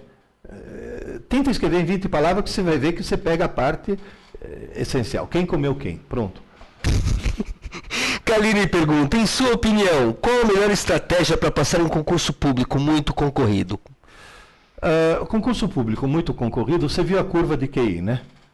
Quem está concorrendo naquele concurso está lá, naquela curva. Tá? De tudo que é tipo. O truque qualquer. Dá um jeito de ficar no cantinho. Dá um jeito de você ser uma das pessoas mais inteligentes daquele concurso. Isso vale para concurso público, isso vale para vestibular, e isso vale para a vida profissional. Hoje em dia, as empresas estão desesperadas, porque estão recebendo diplomados ANTA. Eles usam essa palavra, ANTA diplomado, ou seja, pessoas que obtiveram diploma, mas não desenvolveram a própria inteligência. O truque é esse. É muito concorrido, seja uma das pessoas mais inteligentes. Como é que eu faço? Suba a escada. Suba a escada. Devagar, mas suba. Então, se você não conseguir no concurso de hoje, você vai conseguir no concurso do ano que vem. Mas comece a subir a escada hoje. Quem pergunta agora, ele entrou com o nome na sala que está sem acento, mas eu imagino que é o Zé. Tá? Eose, né? E-O-Z-E. É o Zé. Então é o Zé. Nessas 3h30, deve estudar várias matérias ou somente uma matéria? O ideal é pular de uma para outra. Deixa eu explicar por quê. Aquela tal história. Quando você usa o cérebro, você está ativando redes neurais, está gastando energia nessas várias redes neurais, está gastando substâncias químicas, enzimas que precisam ser repostos depois nas várias redes neurais. Se você estudar matérias diferentes, o que vai acontecer? Enquanto você está estudando matemática, você está dando um descanso em português. Enquanto você está estudando história, você está dando um descanso na álgebra. Ou seja, você está passando de uma matéria para outra, sempre tentando não perder o fio da meada, obviamente, tá certo? Mas o ideal seria se você se organizasse que cada uma daquelas meia horas fosse dedicada a uma determinada matéria. Porque permite que o cérebro... Porque o cérebro, quando o cérebro se concentra numa coisa só, é a hora que ele cansa, é a hora que ele não aguenta mais. Então, pulando de uma para outra, você consegue reduzir um pouco esse cansaço. Alessandro pergunta, para estudar temos que ter 30 minutos de estudo e 10 minutos de descanso. No caso da aula, até quanto tempo seria o ideal para não obter um retardo na obtenção da informação? Eu diria que uma aula deve conter de informação realmente essencial 30 minutos. Mas os outros 20 minutos, eles servem para quê? Eles servem para tirar dúvidas, servem para discutir a coisa, servem para contar, por exemplo, uma curiosidade a respeito do assunto, que muita gente acha que é inútil, porque quando o professor conta uma curiosidade, o cara fala, mas isso cai na prova. É o chamado idiota da objetividade quem faz isso. Na realidade, aquelas curiosidades, aquelas coisas adicionais, são ganchos mnemônicos que permitem com que você possa lembrar da coisa. Outro dia eu estava ontem à noite, na BR, eu moro em Itapecerica da Serra, na BR-116, a Regis Bittencourt, BR-116. Todo mundo sabe que a Regis Bittencourt é BR-116. E aí, conversando com a minha mulher, falei, se furar o teu pneu, você não sabe trocar pneu, como é que você vai chamar o socorro da operadora, da concessionária? Porque tinha passado, ou era 0800, 70, 90, 116. Aí ela falou, o 0800 dá para lembrar porque todas elas são 0800. O 116 está na cara porque eu estou na BR-116, eles fizeram até de propósito. Mas como é que eu gravo 70, 90? Falei, simples. Tenta imaginar que você está num barco, num veleiro, no meio de uma calmaria, e o desgraçado não consegue andar. Ela falou, e? Falei, você quer andar, mas é uma calmaria. Falou, e? 70, mas 90. Então, bem que você 70, você tenta, mas 90. Ela falou, mas isso é muito infame. Sim, é infame, mas nunca mais você vai esquecer isso, porque justamente você criou um gancho mnemônico para a coisa. E vocês também não vão esquecer nunca mais. Você vai rezar furar o pneu só na BR-116. O Davi pergunta, professor Pierre, após assistir uma aula, caso eu converse com outras pessoas sobre a informação assistida, realizando um debate, é possível fixar a informação? Professor Pierre, você recomenda algum artigo? Não terminou. Na realidade, veja bem, essa história do debate é útil, mas lembre-se, não é estudo. Agora, ele é útil se o debate for acalorado. Por quê? Debate acalorado significa emoção. E emoção significa o quê? Maior chance de que teu cérebro queira gravar alguma coisa.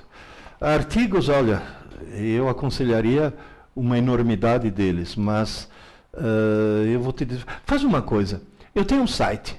Entra naquele editora.tv, você é remetido inclusive para o meu site, dá uma olhada nos vários artigos que eu escrevi naquele site, que já é um bom caminho, porque lá inclusive indica uma certa bibliografia, né? Ótimo. Daniel pergunta, a leitura do período de entender a matéria, para quem estuda sozinho, deve ser quebrada em ciclos de 30 minutos? Bom, agora você está lendo para efeito de estudo, você está lendo para entender, para depois você aprender. Existem duas técnicas aí. Como é o nome dele? Esqueci. É o Daniel. Daniel, tem duas técnicas. E eu descobri que essas técnicas variam de pessoa para pessoa. Uma das técnicas qual que é? É o sujeito ler o texto, direto, ler. E depois pega papel e lápis e relê, anotando as coisas importantes. A segunda técnica, que muita gente usa, qual que é? Não fazer a primeira leitura. É já ir fazendo isso. Eu prefiro a primeira técnica. Por quê? Porque você já tem uma visão geral. Portanto, na hora de fazer o que é importante, você já tem uma ideia do que é realmente importante, entende? Então você já fez uma leitura geral e depois... E nessa leitura geral, eu diria que os 30 minutos são mais do que suficiente. Dá sempre um intervalinho. Sempre. O intervalinho é fundamental, desde que seja um intervalinho, não vai exagerar, né? Júnior, é a pergunta que eu gostaria de fazer. Só que para você passaram-se o semestre, né? Para mim passou quase uma vida, mas tudo bem. Já passou um mês de aula no semestre. Não segui a filosofia, aula dada, aula estudada hoje. Que estratégia pode me ajudar para armazenar o tempo e o conteúdo perdido? Em primeiro lugar, comece a fazer aula dada e estudada já. E não tente recuperar o tempo passado de uma vez. Faz uma coisa, comece a estudar corretamente agora. Mas eu tenho que voltar. Então, atenção, na hora de voltar, seja seletivo. Eu estou voltando numa coisa que vai servir de pré-requisito para o que eu estou vendo, volta. Estou voltando numa coisa mais ou menos independente que não vai servir de pré-requisito, espera. Você vai dizer, e quando é que eu vou recuperar isso? Fins de semana, é para isso que servem os fins de semana, para recuperar o tempo perdido.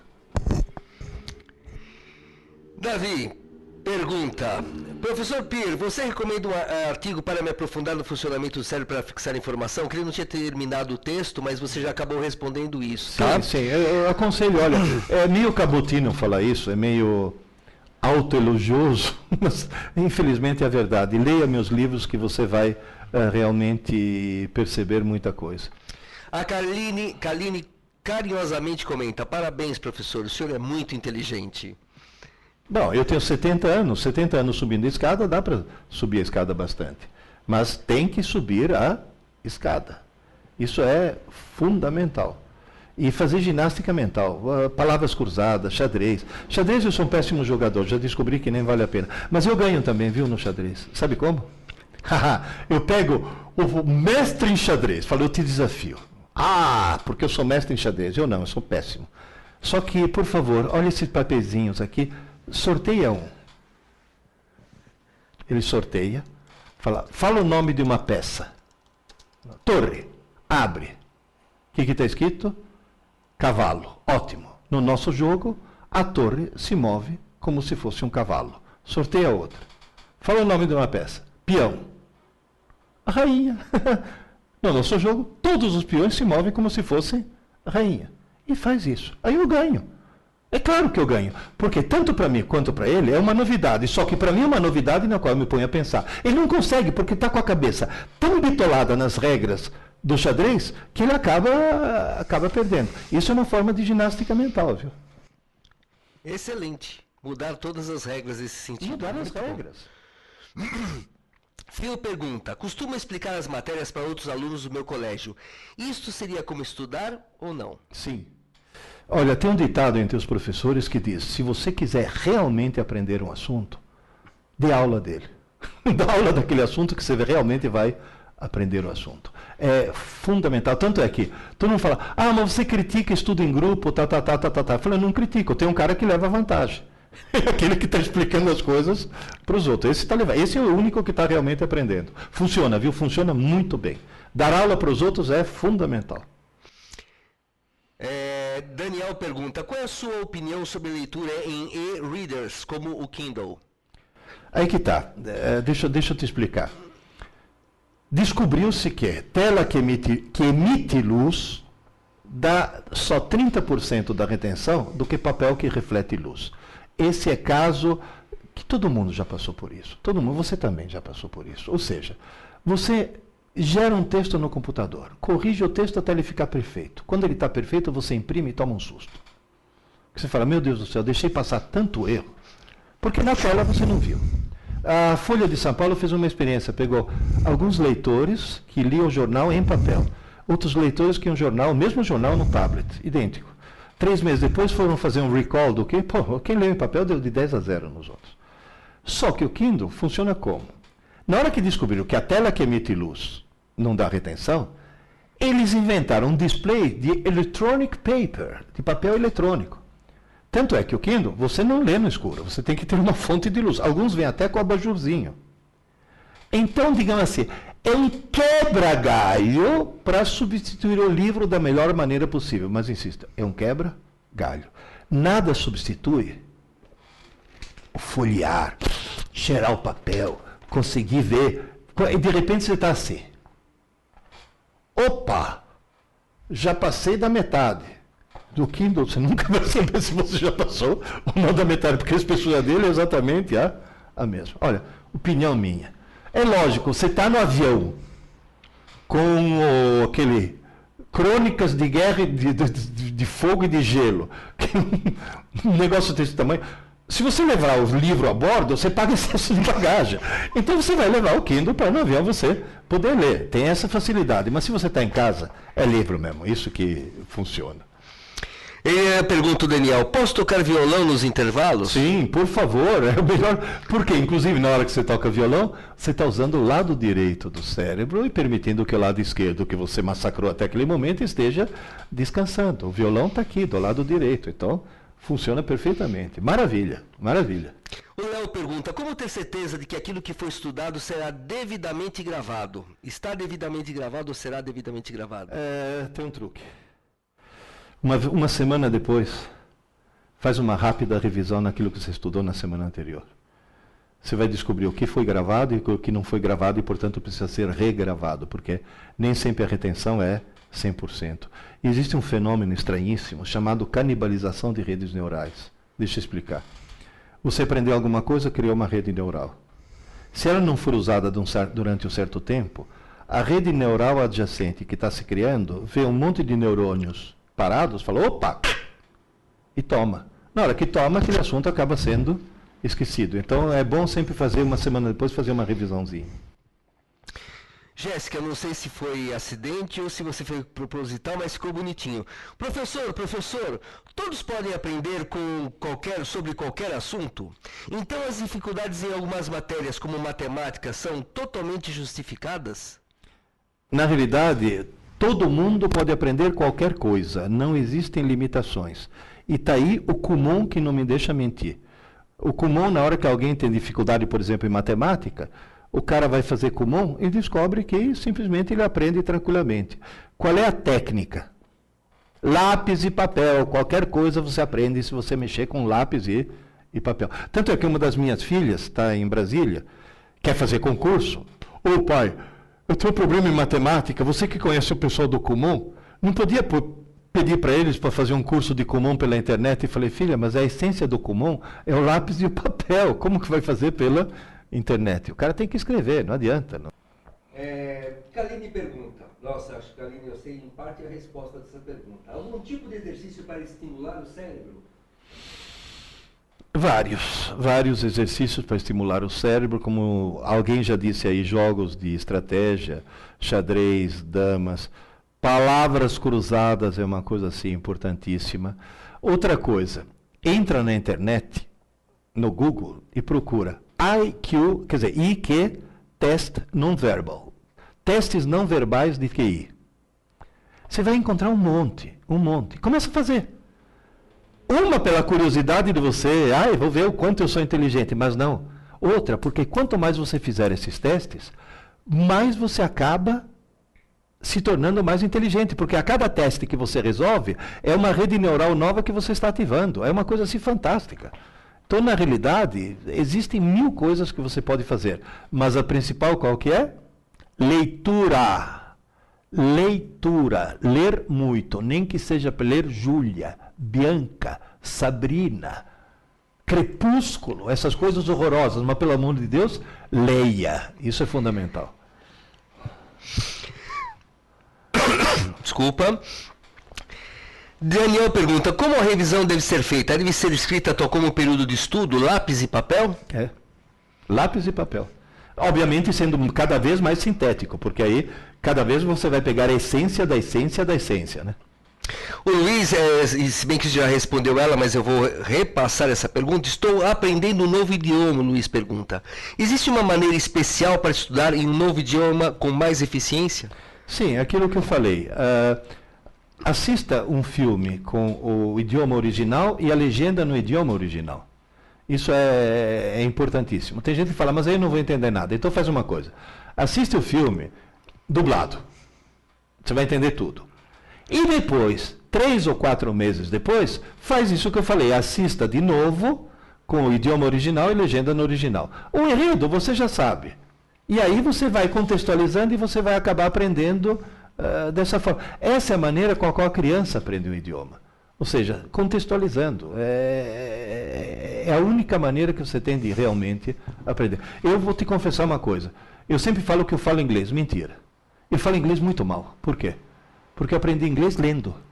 Eu leio e escrevo com muita fluência. Só que na hora de falar, não sei como pronunciar a bendita da palavra, que eles têm umas regras malucas. Mas, na realidade, eu aprendi lendo. E lendo o quê? Ficção científica, Isaac Asimov. Eu queria saber o fim da história. Eu li 3, 4, 5 volumes deles em português. O 6º, que contava o fim da história, acabou de ser lançado. Eu estava em Nova York, vi nas vitrines, falei, comprei. Estava em inglês, não teve problema. Comecei a ler em inglês. Na primeira lida, entendi 30%. Aí eu peguei e li de novo, já entendi 60%. Na terceira. Na quarta, já estava lendo fluentemente. Sem pegar num dicionário. Isso que é importante, sem pegar num dicionário. Por quê?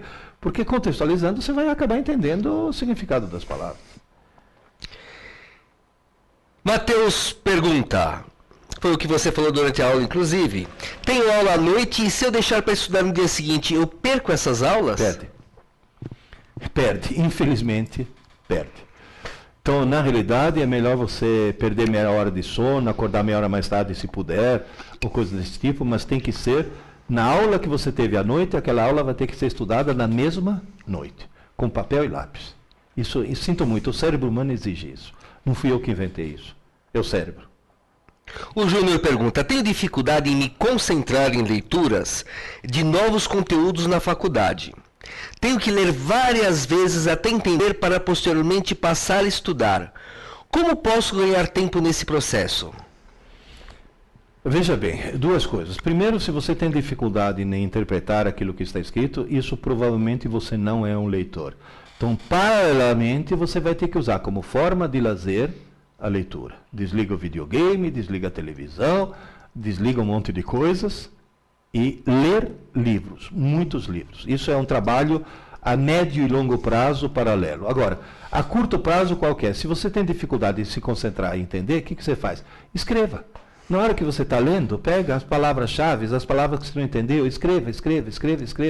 Palavras desconhecidas, escreva, porque depois você consultar no dicionário. Mas o ato de escrever, ninguém consegue perder a concentração enquanto está escrevendo. Só se for um médium que está psicografando, porque se você está escrevendo, você é obrigado a se concentrar naquilo que você está escrevendo. É a melhor maneira de manter a concentração. Davi pergunta, existem registros de crianças com nível de inteligência acima do normal. Como se posicionar sobre isso, entendendo que a inteligência não é genética? Eu vou te dar apenas um exemplo. Há 40 anos atrás, uma revista francesa de divulgação científica chamada La Recherche, uma espécie de Scientific American francesa, publicou um artigo dizendo que astronomia é ciência, astrologia é superstição. A Associação dos Astrólogos Franceses processou a revista, dizendo que eles estavam difamando a astrologia. A revista, para se defender, fez o quê? Contratou um instituto de pesquisa e pesquisaram uma quantidade enorme de pessoas em termos de inteligência, profissão, talento, vocação, blá, blá, blá, uma série de fatores. E tabularam em função do signo para ver no que cada signo sobressaía. Deu a mesma média em todos, menos no nível de inteligência. Os nascidos em Capricórnio, Aquário e Peixes mostraram ter um nível de inteligência deslocado para mais comparado com os outros 9 signos. Ou seja, os nascidos em Capricórnio, Aquário e Peixes indubitavelmente eram mais inteligentes do que os outros 9 signos. Aí a revista falou, bom, se a astrologia não funciona, não é a influência dos astros. Por que isso? Inclusive é bom vocês tirarem esse sorrisinho de seus lábios, porque é só nascido na França, viu? Que tem cara aí de Capricórnio, Aquário e Peixe já se achando, né? Tô me achando o máximo, né? Na realidade, o que acontece? Quem nasce em Capricórnio, Aquário e Peixes na França, nasce no inverno. No inverno faz muito frio e os pais saem menos de casa e ficam mais tempo com o nenê. E só o fato do nenê, mesmo nas primeiras semanas de vida, ter tido mais carinho, mais amor, mais estímulos, tá? Faz com que essa criança desenvolva um nível de inteligência mais elevado. Então essas crianças superdotadas, na realidade, elas não nasceram superdotadas. Nasceram com características que faz com que os pais, ou o ambiente no qual eles se encontram, a tornem superdotada. Eu vou dar um exemplo quase que pessoal. Eu nasci no meio da Segunda Guerra Mundial. Bota estímulo nisso. Você sabe o que é? No meio da noite, alguém te tirar do berço, e eu me lembro disso, te embrulhar num roupão e descer correndo as escadas e entrar num porão porque estavam bombardeando a cidade. Várias vezes isso já me aconteceu. Você vai dizer, mas isso é uma coisa trágica. Eu não sabia que era trágica, eu achava divertidíssimo. Aquela barulheira toda eu achava uma coisa divertidíssima. E esses estímulos adicionais fazem com que, de repente, teu cérebro se desenvolva um pouco mais. E outra coisa que é muito engraçada, que eu discuto no meu livro azul, é o que é genético não é inteligência. Sabe o que é genético? O nível de curiosidade. Se a criança nasce muito curiosa, e se essa curiosidade está num ambiente que essa curiosidade for satisfeita, essa criança vai lá para cima. E não é superdotação genética, é o meio ambiente, né? Professor, comprei todos os seus livros e li todos. Não sou professor, mas gostei muito do Ensinando Inteligência. E agora estou esperando chegar em inteligência em concursos. Parabéns. Oh, obrigado. E eu ensinando inteligência, acho que você gostou por uma razão. Porque aquele no qual eu mostro realmente quais são os mecanismos neurais que fazem com que exista o processo de crescimento da inteligência e o crescimento do conhecimento, do nível de conhecimento. É o mais técnico deles. Provavelmente foi por isso que você gostou mais. O Daniel pergunta, o papel onde escrevemos a matéria que estudamos deve ser jogado fora? Olha, pode ser jogado fora até. Porque eu, por exemplo, estudava, sabe como? Com uma lousa. Com um giz, escrevia na lousa. Resolvia meus problemas de matemática na lousa. Fazia meus resumos na lousa. Depois eu apagava tudo. Porque desde criança eu descobri que o ato de escrever é justamente aquilo que te torna, que faz com que o conhecimento seja absorvido. É o ato de escrever, não o que está escrito. Agora, respondendo uma pergunta anterior sobre revisões, o que você pode fazer é guardar aquele papel, porque na semana seguinte, quando for fazer uma revisão, você pode fazer revisão no próprio papel que você gerou, né? Ou seja, quer um conselho? Crie suas próprias apostilas, no fundo é isso. A Kaline comenta, quando vou me apresentar em público, o nervosismo prevalece e esqueço tudo. Como controlar o nervoso para que não atrapalhe na minha desenvoltura? Você começa se apresentando em público de uma pessoa. Começa fazendo, por exemplo, uma exibição na frente do espelho. Depois chama a mamãe e fala em público, mas perante tua mãe. Depois chama mais gente e faz o público crescer gradualmente. E aí você vai fazer uma coisa que eu faço. Eu sou um homem extremamente tímido. Então, na hora que você me põe na frente de uma plateia com 200 pessoas, 300 pessoas, eu deveria entrar em pânico. Sabe o que eu faço? Eu esqueço que eu existo. Eu faço de conta que eu sou um fantasma. Eu esqueço da minha existência. As pessoas não estão olhando para mim. Eu estou olhando para as pessoas. Então, tenta um pouco abstrair esse tipo de coisa que você consegue vencer a timidez. A timidez... Agora, se você chegar a falar, ai, eu estou nervosa, vou entrar em pânico, aí você entra em pânico mesmo, tá certo? Então faz essa coisa, vai aumentando a plateia gradualmente até você se acostumar com plateias maiores. E plateias de desconhecidos, porque o grande problema é esse. É quando você se defronta com desconhecido. Eu, nesse momento, estou num problema terrível. Eu estou me defrontando com 20, 30, 40, 50 desconhecidos. E nem sequer tenho a chance de olhar para a cara de vocês para saber se você está sorrindo ou está fazendo cara de bravo. Então, não tenho nem sequer esse feedback. Isso, para alguém que é tímido, é terrível. Pode acreditar. O Tai comenta, sempre estudo escrevendo e acabo escrevendo muito. Aconselho só colocar as palavras-chave ou deixo isso para a revisão? Não. Começa a palavra-chave desde o começo. Não escreva demais, porque aí sim é perda de tempo. Escrever demais é perda de tempo. Escreva só as palavras-chave.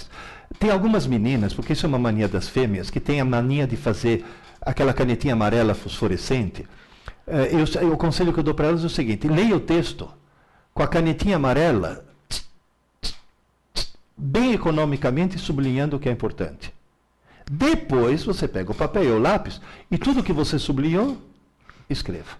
Isso é até uma maneira, digamos assim, dela começar a ser um pouco mais parcimoniosa, um pouco mais econômica. Porque tem gente que fala, vou sublinhar o que é importante, e risca o texto inteiro. Quer dizer, aí não adianta absolutamente nada. Né?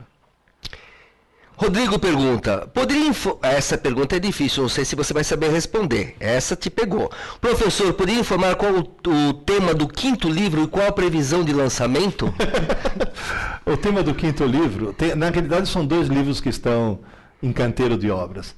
Tem o volume 5, que é Criando Aulas Inteligentes.